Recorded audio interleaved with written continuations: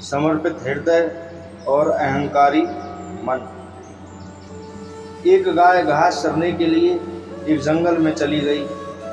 शाम ढलने के करीब थी। उसने देखा कि एक बाघ उसकी तरफ दबे पांव बढ़ रहा है।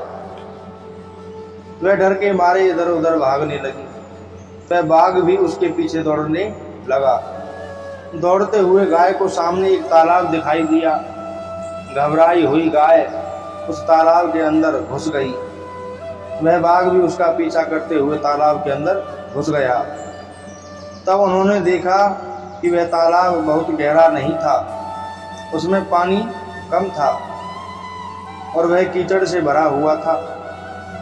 उन दोनों के बीच की दूरी काफी कम थी, लेकिन अब वह कुछ नहीं कर पा रही थी।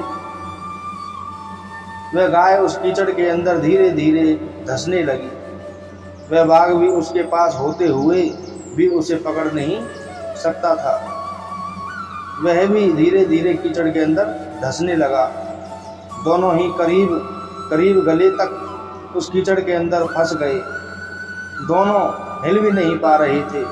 गाय के करीब होने के बावजूद वह बाघ उसे पकड़ नहीं पा रहा था।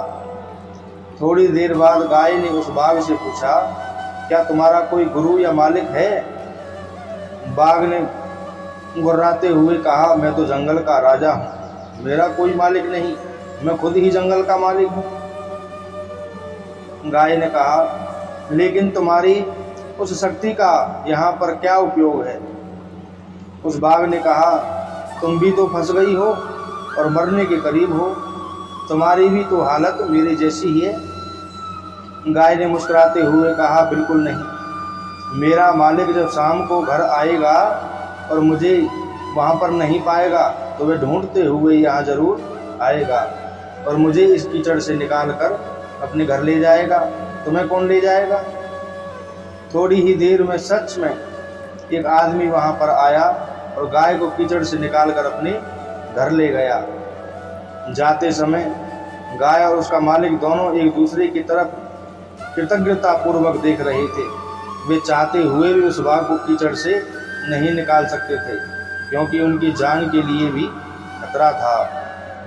गाय समर्पित हृदय का प्रतीक है, बाघ अहंकारी मन है और मालिक ईश्वर का प्रतीक है। कीचड़ यह संसार है और यह संघर्ष अस्तित्व की लड़ाई है।